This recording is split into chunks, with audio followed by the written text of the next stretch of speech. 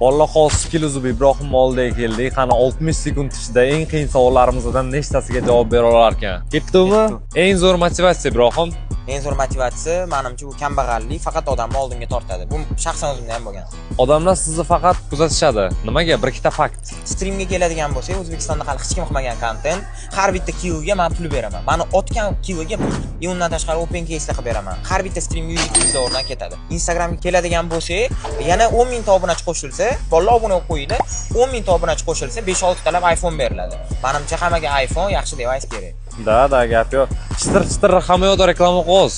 Unga qancha pul berishdi? Bitta gap bilan 10 mingdan kammi yoki ko'pmi? To'g'risini aytish kerak. Da.